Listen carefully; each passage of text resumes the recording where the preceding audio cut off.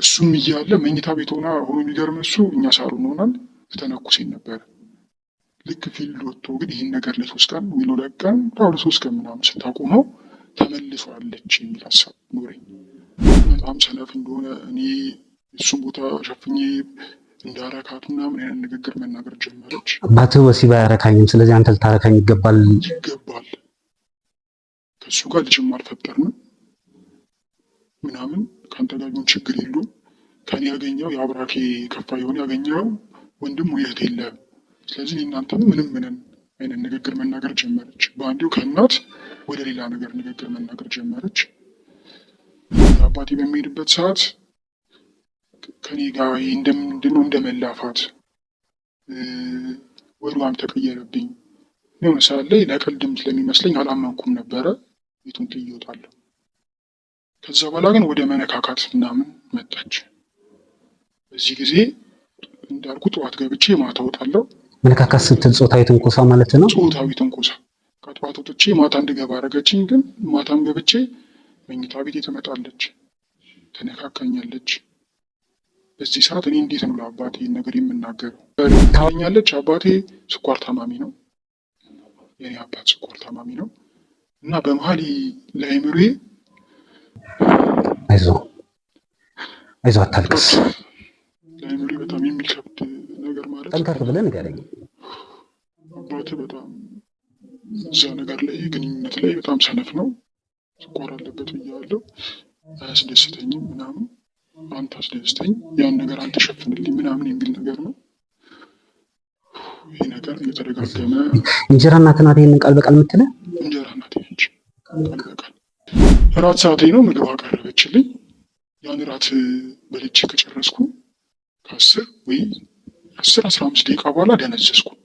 ምግቡን እሷ ያቀረበችው ምግብ ከበላሁ በኋላ እሺ፣ ከ10 ወይ ከ15 ደቂቃ በኋላ ደነዘዝኩ። ሰውነቴን ኮንትሮል ማድረግ አቃተኝ። አያለው አስበዋለሁ፣ ግን ማድረጉ ነገርን በቃ አቃተኝ። ከዛ መጣች፣ መነካካት ጀመረች። እንደደነዘዝኩኝ የምታደርገውን ነገር አውቃለሁ፣ ግን ሰውነቴንም ራሴንም ኮንትሮል ማድረግ ስላቃተኝ በሰዓት ደፈረች።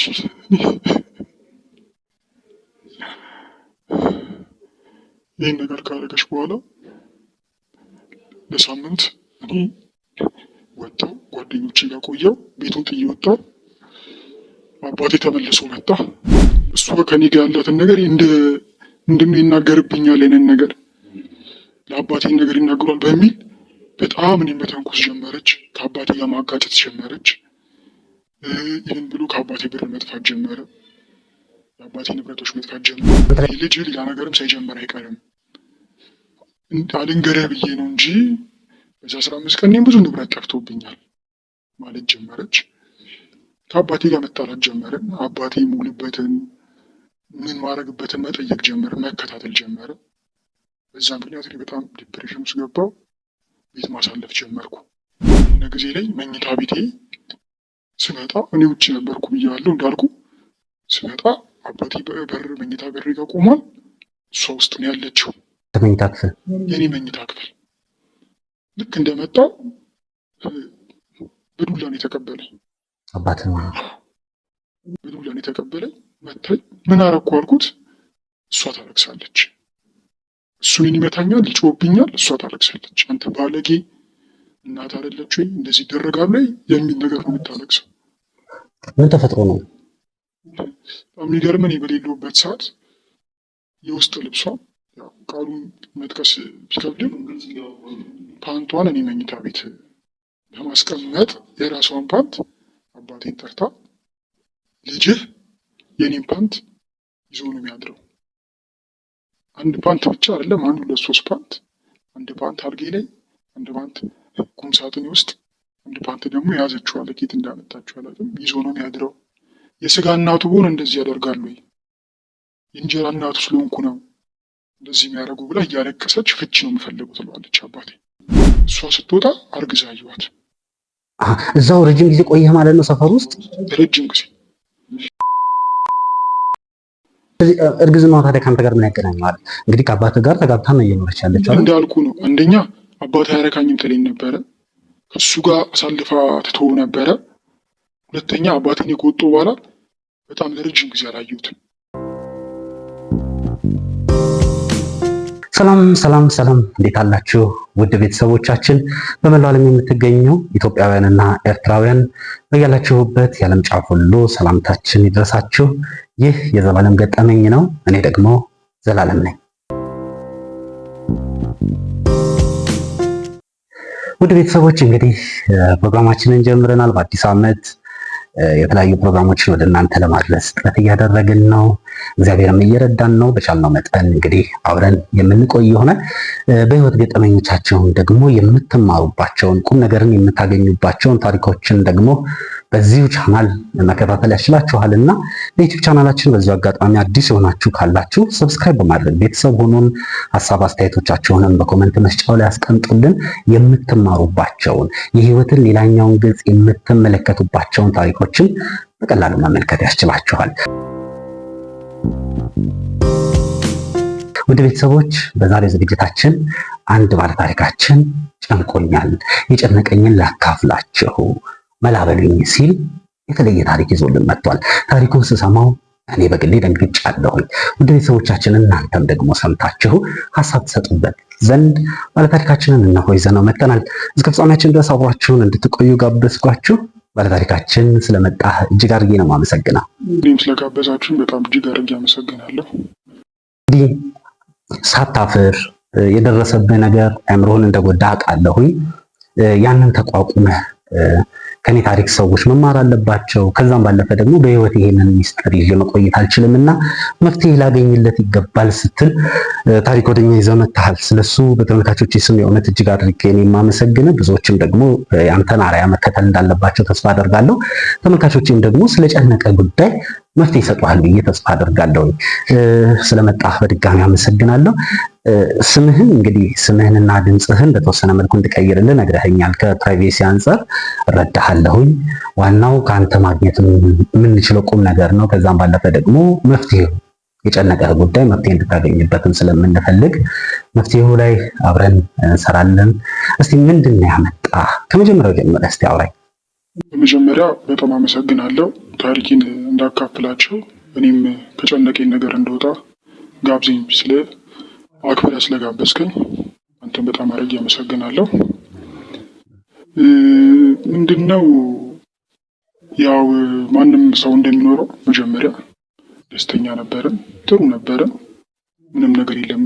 እንደ ኖርማል ቤተሰብ እንደሚባለው እንኖር ነበረ። እንደዚህ አይነት ችግር ውስጥም እገባለሁ ብዬ አስባለሁ። ማን ናችሁ እናንተ? ማለት ተመልካቾችን ግልጽ እንዲሆንላቸው እንኖር ነበር ብለህ ስትል እኔ እናንተ ከቀረጻ በፊትም ስላወራን እረዳሃለሁ። ግን ተመልካቾች እንደ አዲስ እኔ እናንተ ያወራነውን ታሳቢ አድርገህ እንዳታወራኝ፣ ምክንያቱም እዚህ የሚሰሙ እንደ አዲስ ስለሆነ እያንዳንዱን ነገር ግልጽ እያደረግህ እንድታወራቸው። መጀመሪያ እኔና እናት አባት ነበር የምንኖረው። ከእናትና ከአባቴ ጋር ነበር የምኖረው። ለቤተሰቦቼ ብቸኛ ልጅ ነኝ።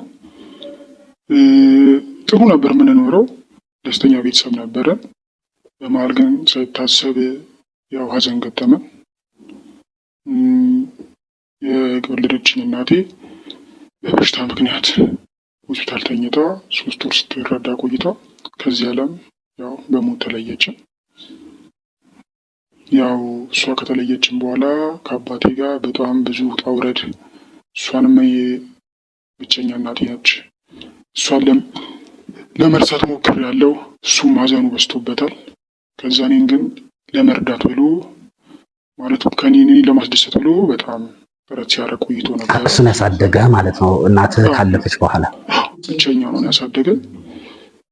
በመሀል በቃ ብዙ ነገር ተጎድቷል። እሱ በጣም ከኔ የበለጠ እሱም እንደ እናትም እንደ አባትም ሆኖ አሳድጎኛል። ከኔ የበለጠ ግን በጣም እሱ ተጎድቷል። ይህን ጉዳቱን አይቼ እኔ ላሳፍሮ አልፈለግኩም ነበር።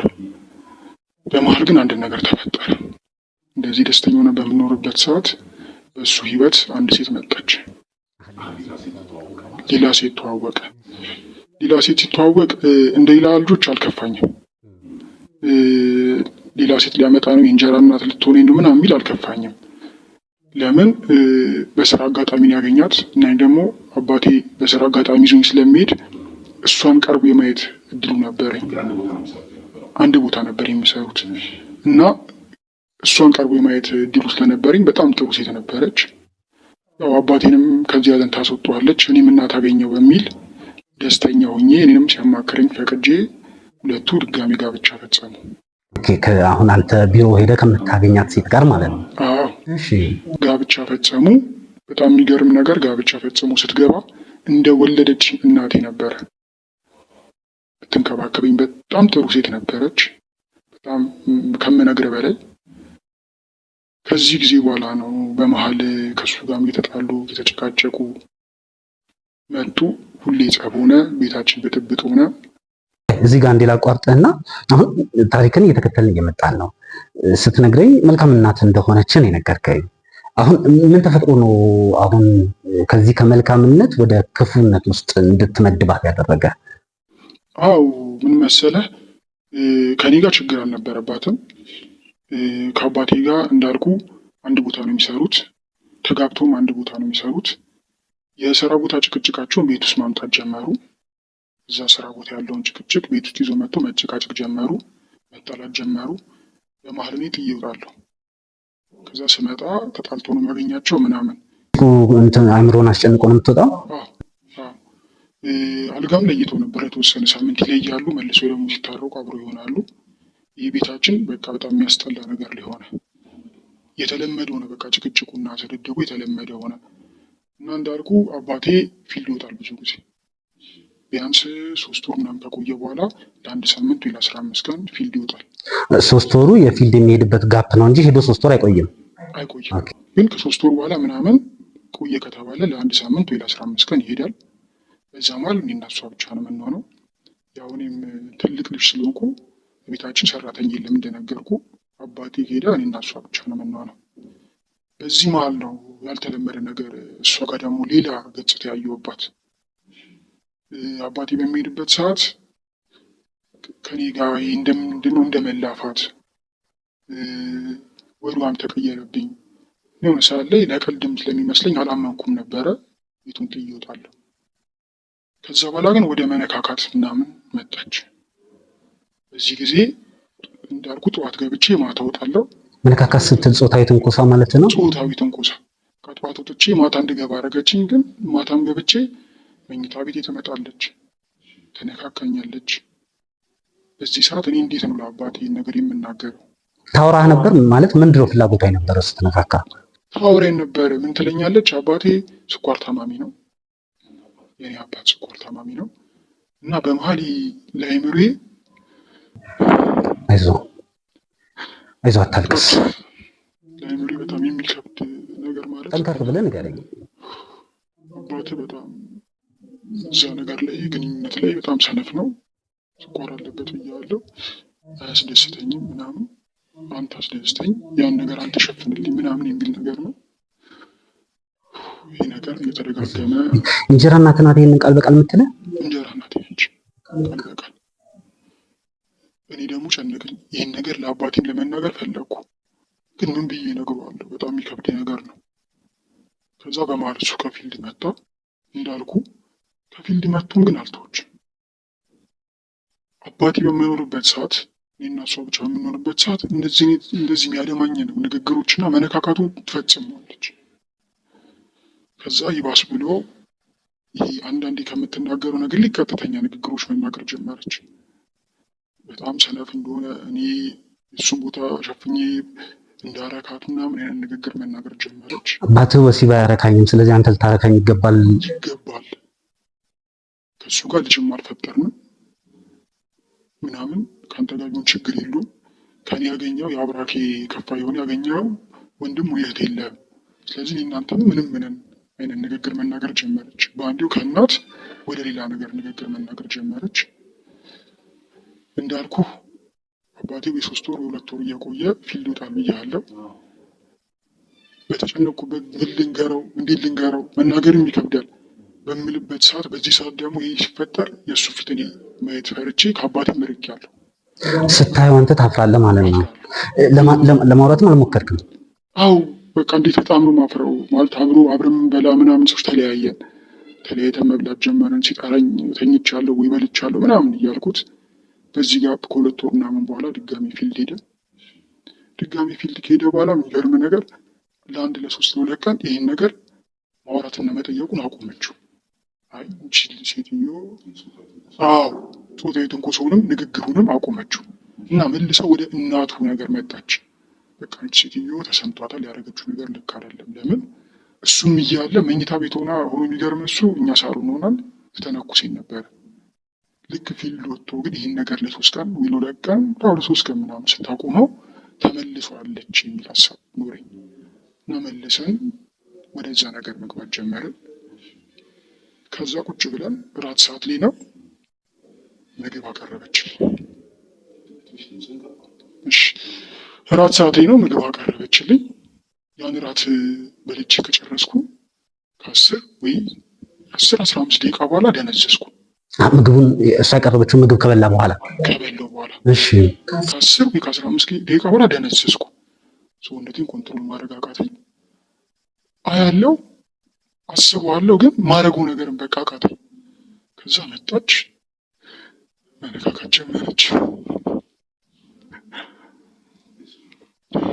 እንዳልኩ ለመፍትሄ ስለሆነ የተቀመጥነው አሁን ስታወራውም ይቀልሃል ብዬ ተስፋ አደርጋለሁ። ምክንያቱም እንደነገርከኝ በውስጥ ይዘኸው ነው ረጅም ጊዜ ቆየኸው። ለሰው ምን ብዬ ማውራት እችላለሁ ብለህም ስትጨነቅ ነበርና አይዞህ፣ ትንሽ ይከብዳል ማለት አይዞህ፣ አታልቅስ፣ ጠንካራ የምታደርገውን ነገር አውቀዋለሁ፣ ግን ማስቆም አልቻልኩም። ትነካከኛለች ልዩ ልዩ ቦታ፣ ምንም ማስቆም ማድረግም ምንም ማድረግ አልችልም። በዚህ መሀል ከኔ ጋር ግንኙነት ፈጸመች። በእንደዛ እንደደነዘዝክ ባለበት ሁኔታ ውስጥ ማለት እንደደነዘዝኩኝ የምታደርገውን ነገር አውቃለሁ፣ ግን ሰውነቴንም ራሴንም ኮንትሮል ማድረግ ስላቃተኝ በዚህ ሰዓት ደፈረች።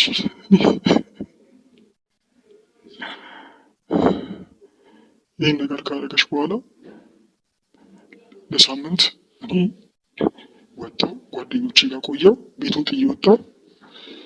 አባቴ ተመልሶ መጣ፣ ከፊልድ ተመልሶ መጣ አባቴ። ከፊልድ ተመልሶ እንደመጣ ቤት ውስጥ አጣኝ። ደወለ። ለምን ያልተለመደ ነው ቤት ውስጥ አለመኖሪ። አንዴ ከቤት አንተ ወጣሁ። ከቤት ይህን ነገር ከፈጸመችብኝ በነጋቱ በኋላ ወጣሁ ከቤት። ወጥቼ ከቤት ጓደኞቼ ጋር ሆንኩኝ። ለጓደኞቼም ሌላ ምክንያት ስም ብሎ እነሱ ጋር ማደር እንደምፈልግ ምናምን ተናገሬ 1 ቀን 2 ቀን አንዱ ጓደኛዬ ጋር ምናምን እያደረኩ ሳምንት ሞላኝ። አባቴ መጣ፣ ሲያጠኝ ደወለልኝ።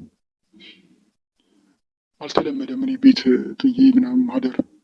ደወለልኝ፣ የት ነው ያለው ምናምን አለኝ። ጓደኛዬ ጋር አልኩት፣ እንድመጣ አደረገ። ከመጣሁ በኋላ እሱ ከኔ ጋር ያላትን ነገር ምንድነው ይናገርብኛል፣ አይነት ነገር ለአባቴ ነገር ይናገሯል በሚል በጣም እኔም በተንኮስ ጀመረች። ከአባቴ ጋር ማጋጨት ጀመረች። ይህን ብሎ ከአባቴ ብር መጥፋት ጀመረ። የአባቴ ንብረቶች መጥፋት ጀመሩ። ላይ ነው የምታሳበው ይሄ ሲሆን?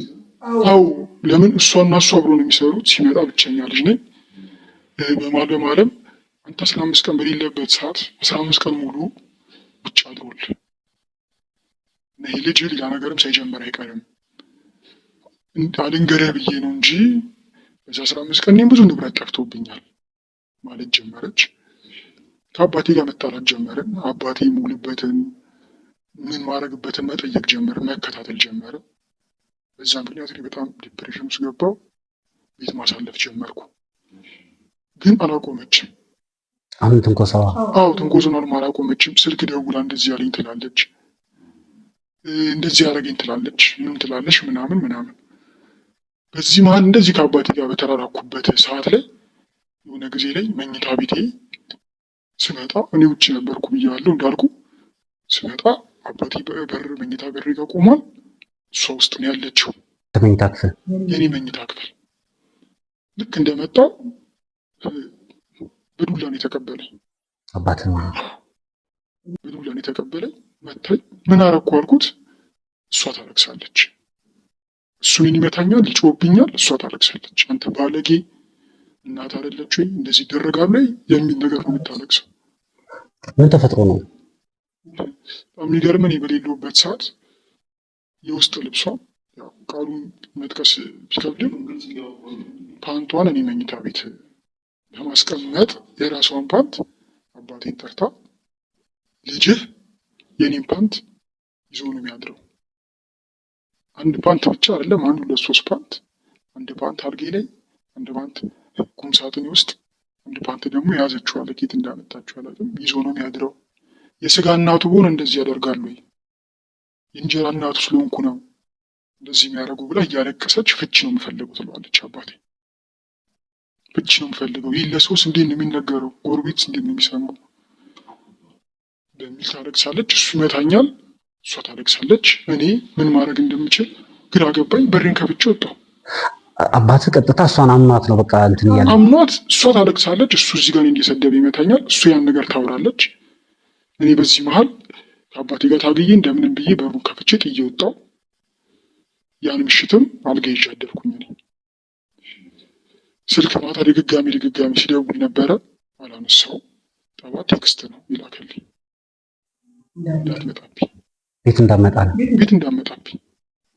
እኔ ግን አንድ 3 ቀን ውጭ ካደርኩ በኋላ አልጋ ይዤ እንዳልኩ ገንዘብ ኪሴ ውስጥ ማጣው ያለውን ነገር ለማስረዳት ለመናገር ስመጣ አባቴ ቁጭ ብሏል። ምን ልታረግ መጣ ያንን ነገር ሲናገር እሷ ይህ ልጅ ከዚህ ውጣ ወይኔም ፍታኝ ብላ አማራጭ አቀረበችለት። እሱም ቀጥታ እንደዚህ አይነት ልጅ የለኝም፣ እንደዚህ አይነት ባለጌ ስዳሪክ ከኔ አብራክ አልወጣም፣ ስለዚህ ቤቴን ለቆ ውጣ፣ ንብረቴን ምንም ሳትል ሁሉንም ልብስን ይዘህ ውጣ ብሎ እሷ መረጠ። ስለወጣ ማለት ነው። እንደወጣ ምንም ንብረት አልያዝኩም፣ ምንም ንብረት ማለት ነው። ምክንያቱም ንብረት የለኝም፣ የሱ ንብረት ነው። ፊቴን አዙሬ በራሴ በለበስኩት ልብስ በቆሸሸ 3 ቀን 4 ቀን እንግዲህ ያደርኩበት በሱ ልብስ ቤቴን ጥዬ ወጣሁ። በዚህ መሀል ግን ቤቴን ጥዬ ስወጣ ሰፈሬ የሚኖር ልጅ ጋር እሱ ጋር ነበር የማድረው እና አየዋለሁ። አባቴ ሲገባ እሷም ስገባ ስትወጣ አያታለሁ። በዚህ መሀል ግን ምን አስተዋልኩኝ? ሰፈር ነው ሙሉ ብያለሁ። ይህን ነገር ከሶስታችን ውጭ ማንም አያውቅም። ቤታችን ግቢ ነው። ስንጫጫ ምናምን ጎረቤት ጋር አይደርስም። ወጥቼ እኔ ጓደኛዬ ጋር ቀን አሳልፋለሁ። ማታ ግን እሱ ጋር ካደርኩ ጠረጥራል በሚል ማታ ሄጄ የተለያዩ ጎዳና ምንም አድራለሁ። ልብሴ ቆሽሿል። ጓደኞቼ በዚህ መልኩ ስለሚያውቁኝ አይጠይቁኝም። ሙሉ ግን ሰፈሬ ነው። ለምን ምበላውም ምጠጣውም እዛው ምግብ ቡሌ ምንም ሲያወጡ ለማግኘት ብዬ ሰፈሬ ይውላለሁ። በመሀል ግን ምን አስተዋልኩኝ? እሷ ስትወጣ አርግዛ አየኋት። እዛው ረጅም ጊዜ ቆየህ ማለት ነው ሰፈር ውስጥ? ረጅም ጊዜ። እርግዝናዋ ታዲያ ከአንተ ጋር ምን ያገናኘዋል? እንግዲህ ከአባትህ ጋር ተጋብታ ነው እየኖረች ያለችው። እንዳልኩ ነው። አንደኛ አባትህ አያረካኝም ትለኝ ነበረ። ከሱ ጋር አሳልፋ ትተው ነበረ። ሁለተኛ አባቴን ከወጡ በኋላ በጣም ለረጅም ጊዜ አላየሁትም። በጣም ለረጅም ጊዜ። ይህ ማለት ወይ ስብሰባ መሀል ላይ ወይ በእንትን ቆይቷል። አርግዛ የሚያዩት 2 ወር ወይ ወር ከምናምን ቢሆን ነው። እርግጠኝነት የልጅ የኔ ነው ብዬ አሰብኩኝ። እኔ ግን እንዳልኩ ያሉት ውጭ ነው። ቤት ውስጥም አይደለሁም፣ ተባረር ያለው ልብሴ ቆሽሿል። የተለያየ ቦታ መንገድ ላይ ነጅ ማድረው። የሰፈር ሰዎችም ምን አጋጠመ ብሎ አይጠይቁኝም። ለምግብ ነው፣ ምግብ እበላለሁ፣ ለቦታ ሄጄ ውሽቅላለሁ፣ እደበቃለሁ። ከዛ ሳንቲም ለማግኘት የተለያየ ቦታ ሄጄ መሸከም ምናምንም እሰራለሁ። ሸክም ውስጥም ገብቼ ነበር ራሴን ለማኖር ሳንቲም ለማግኘት። በመሀል እንዳልኩ እርግዝናውን አየሁባት። የኔ ልጅ ነው ብዬ አወቅኩኝ። ግን እንዳልናገር ከቤትም ተባረር ያለው። አሁን እርግጠኛ ሁኜ የምናገረው ልጁን ወልደዋለች። ይሄ ልጅ ግን የኔ ነው። አባቴ በማያውቀው ነገር የኔ ልጄ ነው ብሎ ነው የሚያሳድገው። አሁን ምንድን ነው የጨነቀኝ? ይህ ልጅ ለአንተ መጥቼ የምነግርህ ዲኤንኤ ተመርምሮ የኔ እንደሆነ እንዲረጋገጥልኝ ይፈልጋለሁ። እኔ በዛ መሀል አባቴ ሊያስረግዛት አይችልም። አንደኛ በዚህ እኔ ከወጡ በኋላ ከኔ ጋር ከፈጸመች በኋላ ስላለ የኔ ነው ብዬ ነው ማሰበው። ከአባቴም ነው ደግሞ ያረገዘችው ብዬ ለማመን ግን ከኔም ከአባቴም ሊሆን ይችላል። ገብቶሃል? ያን ለማመን ግን ዲኤንኤ ያስፈልጋል። እኔ አልቻልኩም። ይህን ነገር ህሊኔ ሊቋቋም አልቻለም። ቀን በቀን ነው ይህን ነገር ሳስበው ሙለው ወደ ተለያየ መጠጥ ሱስ ገብቻለሁ። ይህን ነገር ለመርሳት ራሴን እየጎዳው ነው። እንዳልኩ ዲኤንኤ ተመርምሮ አባቴ ስኳር ታማሚ ነው። ነገም ከነገ ወዲያም ህይወቱ ሊያልፍ ይችላል። አዝኖብኝ ረግሞኝ ከሚቀር ይህን ነገር አውቆት በህይወት እያለ ወይ ረግሞኝ ወይ ይቅር ብሎኝ እኔም ከህሊና ስር ቦታ ደስ ይለኛል። እሱም ነው የምልህ። ሲያቅ ምን ይሰማል የሚለውን አስቤበታለሁ። ግን ሳያቅ ከዚች ከዚች አስመሳይ ሴት ከምትጎዳው ሴት ከሚኖር ይልቅ አውቆ ከሷ ቢገላገል ደስ ይለኛል። ገብቷል? አሁን እኔ ከሙሉ ከውርስ ወጥቻለሁ። አባቴ ውርስ ያኔ በፈጠረችው ታሪክ አምኗል። በስሟ ወደ ማድረግ ነው እየሄደ ያለው። ከጓደኞቹ ደርሰኛል። አንዳንድ የሚያውቁኝ ጓደኞች ሲያገኙኝ እንደዚህ ነገሩን ወደ እሷ ስም አደረገላት መኪናውን ምናምን ይሉኛል። ስለዚህ ይህን ነገር እኔ ንብረትም ውርስም አይደለም የምፈልገው ከህሊና ስር ነው። ምክንያቱም ይህን ነገር አባቴ ሳያውቀው ገና ለገና ሲያውቅ ይጎዳል አይጎዳም በሚል ሀሳብ ሳያውቀው እሱ ከሞተ እኔም ህይወት አይኖረኝም። አሁንም ተበላሽቻለሁ። እኔም አንድ ነገር ሆናለሁ፣ እሷንም ደግሞ አንድ ነገር አደርጋታለሁ ብዬ አስባለሁ። እውነታው ይውጣልኝ፣ ይታይልኛል። በዚህ እንድትረዳኝ ይፈልጋለሁ። እንግዲህ እኛ የምንችለው እናደርጋለን። ሀቅ ምነግርህ እንግዲህ ግልጽ እየተነጋገረን ስለሆነ ፊት ለፊት አሁን ትንሽ ከበድ ያለ ነገር ነው። ቀለል አድርጌ ማወራውም አይደለም። ነገር ግን ተፈጥሯል፣ የተፈጠረ ነገር ነው። ከዚህ በኋላ ግን እውነታው መውጣት አለበት ነው ያንተ ሀሳብ። ስለዚህ እኛ በምንችለው ሙሉ በአቅማችን ከጎን ለመሆን እንሞክራለን። እንዳልከው የዲኤንኤ ነገር ደግሞ የአንድ ሰው ብቻ መልካም ፍቃድ አይደለም የሚሆነው፣ የዛኛውም ወገን መልካም ፍቃድ ያስፈልጓል ዲኤንኤ እንዲመረመር። ስለዚህ ያለውን ነገር በእነሱ በኩል ያለውን ነገር እኔ በግሌ እንዳጣራ የተወሰነ ጊዜ እንድትሰጠኝ እፈልጋለሁኝ። እሱ ማመቻቸት ከቻልኩኝ ግን እንዳልኩ ቀጥታ ወደ ዲኤንኤ ምርመራ እነሱ ብንችል እንደውም አብረን መነጋገር ብንችል የቤተሰብ ጉባኤም ቢሆን አዘጋጅቶ አንድ ላይ መነጋገር ቢቻል አንተም ከአባትህ ጋር ያለውን ነገር ማስተካከል የሚገቡ ነገሮችን ካሉ ማስተካከል እንድትችል የምንችለውን ሁሉ አቅማችንን እናደርጋለን። እግዚአብሔርም ደግሞ ያግዘናል ብዬ አምናለሁ። አንተ ግን ራስህን አሁን መጠበቅ መቻል አለብህ። እንዳልከው ተስፋ መቅረት ውስጥ ወጣት ነገና ምንም አይነት ነገር ውስጥ መግባት የለብህም። በርታ። በግልጽነትም ደግሞ መተህ ብዙዎች ቤት ውስጥ ያለ ብዙዎች ጓዳ ውስጥ ያለ ታሪክ ነው እንደዚህ አይነት ታሪኮች። ይህንን ደግሞ በግልጽ ብዙዎች እንዲማሩበት መተህ መንገርህ የእውነት የሚያስመሰግን ነው። በተመልካቾች ስምም እጅግ አድርጌ አመሰግናለሁ። ቀረ የምትለው ነገር ካለ እድል ልስጥህና እንሰነባበት። ቀጣዩን ውሳኔዎችን ደግሞ አብረን እናያለን።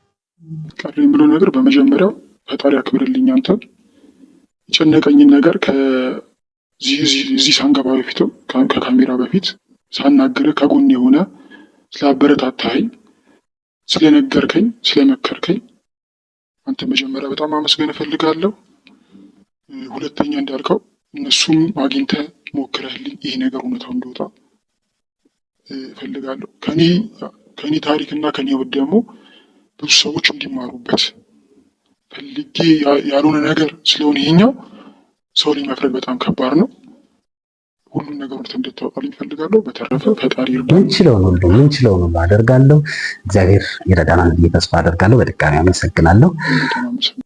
ወደ ቤተሰቦች እንግዲህ ባለታሪካችን የተመለከታችሁትን ታሪክ ነበር ያካፈለን። እኛም ቀጣይ ያሉ ነገሮችን በግላችን ለመሄድ እንሞክራለን። የሚኖሩ አዲስ ነገሮችም ካሉ ደግሞ እየተከታተልኩኝ ወደ እናንተ የማደርስ ነው የሚሆነው። ወደ ቤተሰቦች እናንተስ በባለታሪካችን ቦታ ብትሆኑ ምን ታደርጋላችሁ? ልታደርጉ የምትችሉትን ነገር ኮመንት ላይ ያስቀምጡልን።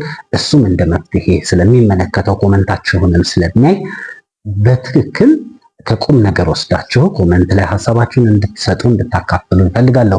ውድ ኢትዮጵያውያንና ኤርትራውያን በያላችሁበት የዓለም ጫፍ ሁሉ ስለነበረን ቆይታ እጅግ አድርጌ ነው የማመሰግነው። ለዚህ ዩቲዩብ ቻናል ደግሞ አዲስ የሆናችሁ ካላችሁ፣ ዛሬ የመጣችሁ ይህን ቪዲዮ እያያችሁ ያላችሁ ካላችሁ ሰብስክራይብ በማድረግ ቤተሰብ ሁኑን። የህይወትን ሌላኛውን ገጽ የምትመለከቱባቸውን ትምህርት የምታገኙባቸውን ታሪኮችን መከታተል ያስችላችኋል። በድጋሚ ስለነበረን ቆይታ አመሰገንኩኝ።